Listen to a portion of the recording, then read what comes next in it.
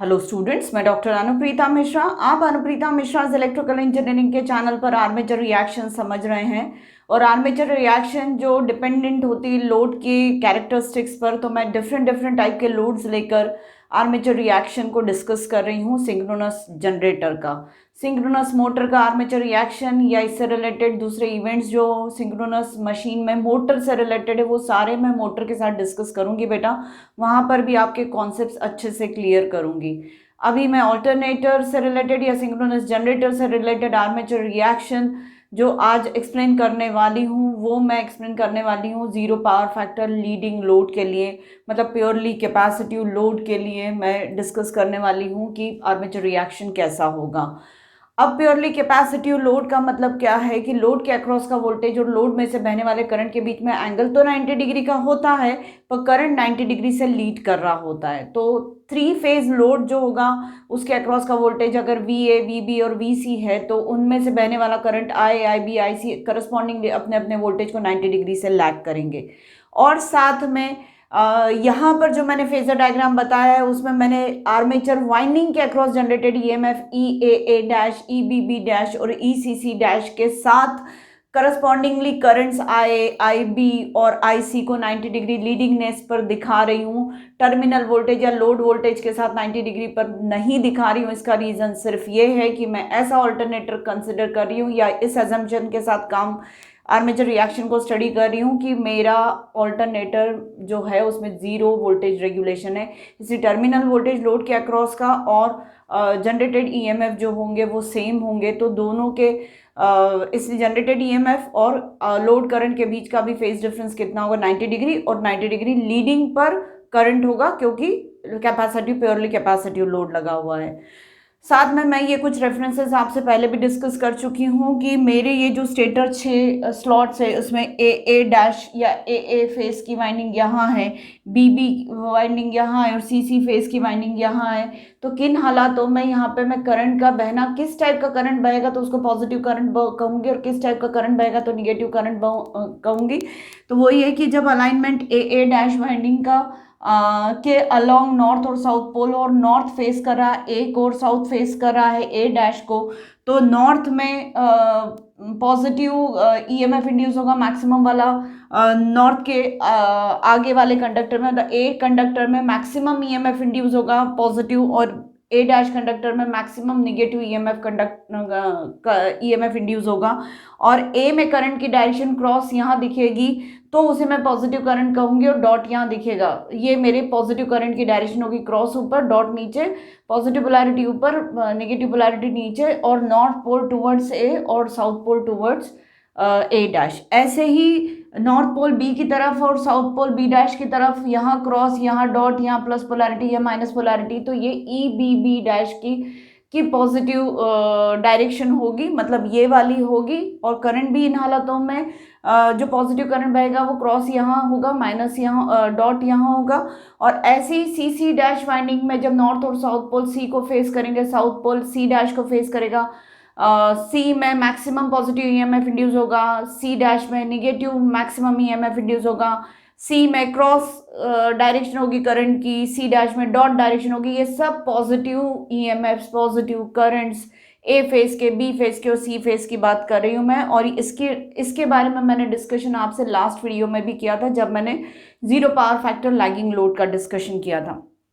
अब जब ये पॉजिटिव EMF A फेस का पॉजिटिव करंट A फेस का, पॉजिटिव EMF B फेस का, पॉजिटिव करंट B फेस का, positive current positive EMF C face का, पॉजिटिव करंट C फेस का, ऐसा ले रही हूँ, तो उस वजह से यहाँ पे पॉजिटिव डायरेक्शन ऑफ फ्लक्सेस जो आएंगी वो A फेस की ये आएगी फ्लक्स, B फेस की ये और C फेस की है। A फेस का पॉजिटिव डायरेक्शन ये वाला क्यों ले रही हूँ, क्योंकि करंट अगर इसमें बह रहा है ऐसे डॉट से बाहर आ रहा है A डैश से और A में इंटर हो रहा है, क्रॉस ऊपर है डॉट नीचे है, तो करंट की डायरेक्शन ऐसी है इस लूप में, तो राइट हैंड थंब रूल से फ्लक्स फाई इस डायरेक्शन में होगा, तो ये पॉजिटिव डायरेक्शन ऑफ फाई हो जाएगी। ऐसी पॉजिटिव डायरेक्शन ऑफ फाई भी कौन सी हो जाएगी, ये वाली, और ऐसी पॉजिटिव डायरेक्शन ऑफ फाई सी कौन सी हो जाएगी, ये वाली।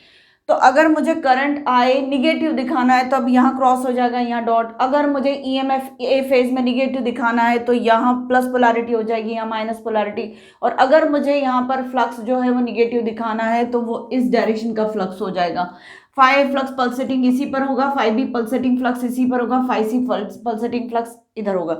ऐसे ही यहाँ पर भी ई बी अगर मेरा निगेटिव ईएमएफ है तो यहाँ पर माइनस पोलैरिटी होगी, यहाँ पर प्लस पोलैरिटी होगी, और अगर यहाँ पे निगेटिव करंट बह रहा है बी फेज में तो यहाँ पर डॉट होगा, यहाँ क्रॉस होगा। सिमिलरली मैं सी फेज के बारे में भी positive current, negative current, positive EMF, negative EMF की बात ऐसे ही कर सकती हूँ। अब ये जो यहाँ पर मैंने स्ट्रक्चर कंसिडर किया है, स्टेटर की 6 स्लॉट्स, और ये तो मेरे रेफरेंसेस है बेटा। अब मेरा जो स्टेटर स्ट्रक्चर है वो ये है। अभी लोड जो है वो leading power factor, 0 power factor का लोड लगा, तब यहाँ पर कौन से कंडक्टर में पॉजिटिव पोलैरिटी होगी, कौन से पे निगेटिव पोलैरिटी होगी, कहाँ से क्रॉस से करंट एंटर होगा, कहाँ से डॉट से बाहर निकलेगा, वो सारी बातें अभी मैं करूँगी। पर उससे पहले मुझे इंस्टेंटेनियस वोल्टेज और करंट्स के एक्सप्रेशंस बताने पड़ेंगे, तब जाके मैं इसको इंडिकेट कर पाऊंगी, इसको एक्सप्लेन कर पाऊंगी। तो ये ईएमएफ्स जो है ई ए, ई बी, ई सी, इनकी इंस्टेंटेनियस वैल्यू स्मॉल ई ए dash, small b B dash और स्मॉल सी सी डैश है। ओमेगा टी की वैल्यू जब 0 है, मतलब रोटर की ये वाली पोजीशन है, ओमेगा टी बढ़ता चला जाएगा अगर रोटर इस डायरेक्शन में, मैंने रोटेशन की डायरेक्शन ये वाली लिखा है, तो जैसे जैसे रोटेशन होता जाएगा नॉर्थ पोल साउथ पोल का, तब ओमेगा टी इक्वल टू ज़्यादा एंगल होता चला जाएगा, एंगल की वैल्यू बढ़ती जाएगी। तो omega t equal to 0 degree पर जो मेरा रेफरेंस है उसके according omega t equal to 0 degree पर ए फेज में पॉजिटिव, ए कंडक्टर में मैक्सिमम पॉजिटिव ईएमएफ इंड्यूस होता है, ए डैश में मैक्सिमम नेगेटिव ईएमएफ इंड्यूस होता है, मतलब पूरी कॉइल में मैक्सिमम ईएमएफ इंड्यूस हो रहा है omega t equal to 0 degree पर। तो उसको मुझे कोसाइन टर्म के साथ ही बताना पड़ेगा। ओमेगा टी इक्वल टू 0 है तो कॉस ऑफ 0 मैक्सिमम मतलब 1 हो जाएगा, 1 इंटू ई एम, मतलब ई ए डैश में इन हालातों में कितना ईएमएफ इंड्यूस होगा, मैक्सिमम ईएमएफ इंड्यूस होगा। तो बी फेज में इससे 120 डिग्री बाद मैक्सिमम ईएमएफ इंड्यूस होगा, इसलिए इसका expression cos omega T minus 120 होगा। सी फेज में इसके बाद मैक्सिमम ईएमएफ इंड्यूस होगा, तो इसलिए कॉस ओमेगा टी माइनस 240, मतलब माइनस 120 इसके बाद या इसके बाद 240 करूंगी तो मुझे इंस्टेंटेनियस एक्सप्रेशन ई ए dash, E B B dash और ई सी सी डैश का ऐसा मिल जाएगा। करंट देख लेते हैं, इसके करस्पॉन्डिंग इसका करंट 90 डिग्री से लीड करेगा तो ओमेगा टी प्लस 90 डिग्री, इसका करंट इससे 90 डिग्री से लीड करेगा तो omega T minus 120 plus 90 degree, तो टोटल माइनस 120 प्लस 90 माइनस 30 हो जाएगा। तो expression I B instantaneous current का आई M cos omega T minus 30 हो जाएगा। ई सी सी डैश जो है वो ओमेगा टी माइनस 240 डिग्री पर मैक्सिमम आ रहा है, तो इसका करंट 90 डिग्री पहले ही मैक्सिमम हो जाएगा, तो प्लस 90 यहाँ पर भी आएगा, तो ये माइनस 240 प्लस 90 माइनस 150 हो जाएगा। तो आई सी का इंस्टेंटेनियस करंट का एक्सप्रेशन सी फेज का आई M cos omega T minus 150 होगा बेटा।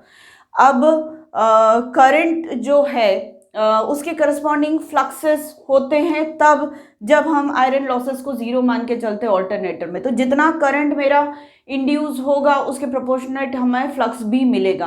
अब मैं omega t equal to 0 degree पर ईएमएफ्स देख लेती हूँ, करंट्स देख लेती हूँ और करस्पॉन्डिंगली फ्लक्सेस देख लेती हूँ। ओमेगा टी इक्वल टू 0 रखा तो ई ए डैश ई एम आएगा क्योंकि कॉस 0 1 हो जाएगा। ई बी बी डैश जो होगा 0 पर, ई बी बी डैश 0 पर कितना होगा 0 माइनस 120 यानी E M cos minus 120 degree यानी माइनस 0.5 ई एम होगा।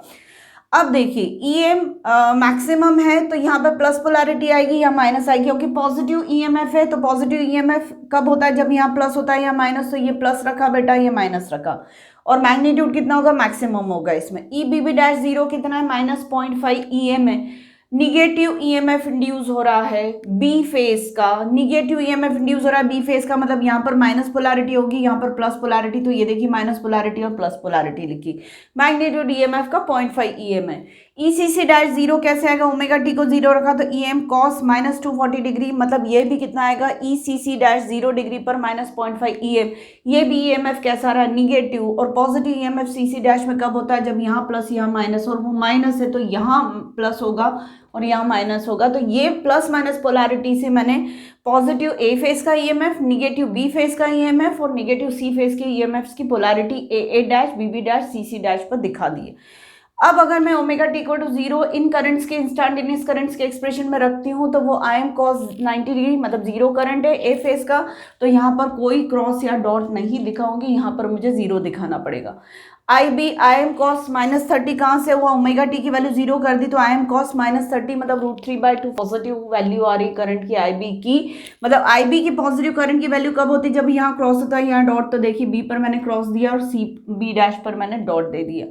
और आई सी करंट कितना आ रहा है, आई एम कॉस 0 -150 डिग्री, तो आई एम कॉस -150 डिग्री मतलब -√3/2। करंट कैसा आ रहा है, निगेटिव सी फेज का। और निगेटिव सी फेज का करंट कब होगा, जब यहाँ डॉट होगा और यहाँ क्रॉस होगा, तो देखिए यहाँ डॉट और यहाँ क्रॉस। तो मैंने इस पेरीफेरी पर स्टेटर की इस पर्टिकुलर लोड की केस में omega t equal to 0 degree पर सारे पोटेंशियल्स की पोलैरिटीज, ए फेज की, बी फेज की और सी फेज की, और तीनों फेजेस के करंट्स की डायरेक्शंस मैंने मेंशन कर दी है एज पर द इवैल्यूएशंस। अब ये करंट के प्रोपोर्शनल मुझे फ्लक्स मिलेगा क्योंकि मैं नो आयरन लॉसेस कंसिडर करके चल रही हूँ। तो आई कितना है, 0 है, तो फाई भी कितना हो जाएगा, 0। I B I M cos -30 degree की वजह से √3/2 आई एम आया, तो फाई बी भी होगा √3/2 फाई एम।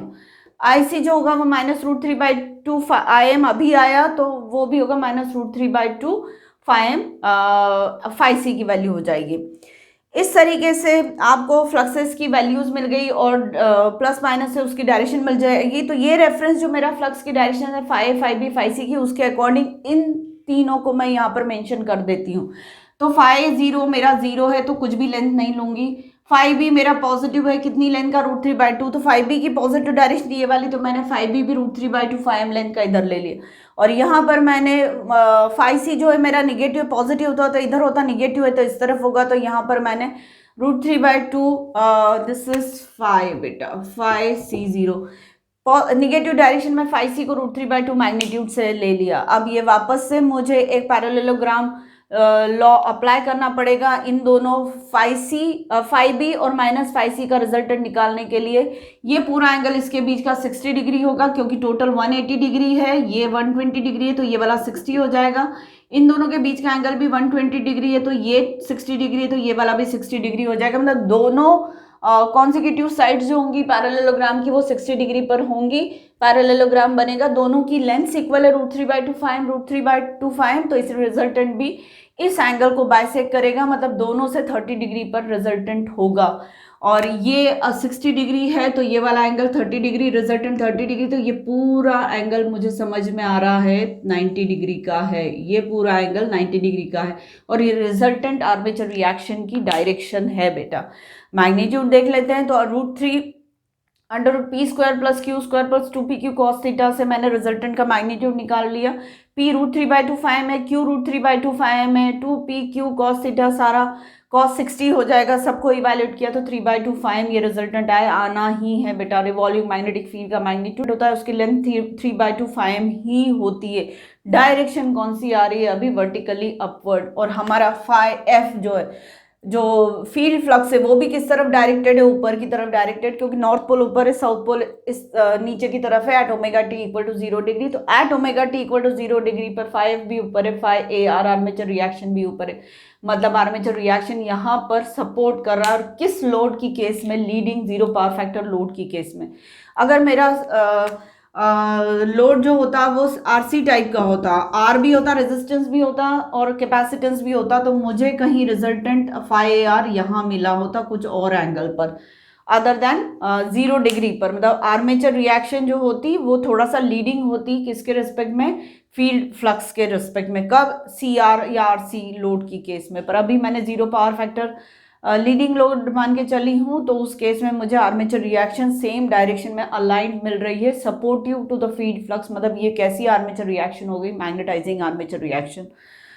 तो बेटा कॉन्सिक्यूटिवली आज के वीडियो में इतना ज़्यादा एक्सप्लेनेशन मुझे नहीं लगा, क्योंकि पुराने 2 वीडियो से मैं डेप्थ में एक्सप्लेनेशन देती आ रही हूँ। तो प्लीज़ आप मेरे पुराने वीडियोस भी दोनों देखिएगा और purely resistive, purely inductive, purely capacitive, ये जो बताएं इन तीनों को देखिएगा, आपके कॉन्सेप्ट्स एकदम क्लियर हो जाएंगे आर्मेचर रिएक्शन को लेकर। अब धीरे धीरे मैं सिंक्रोनस जनरेटर में या ऑल्टरनेटर में और डेप्थ में जाऊँगी, पर प्लीज़ मेरे आज के वीडियो को लाइक कर दीजिए। Thank you.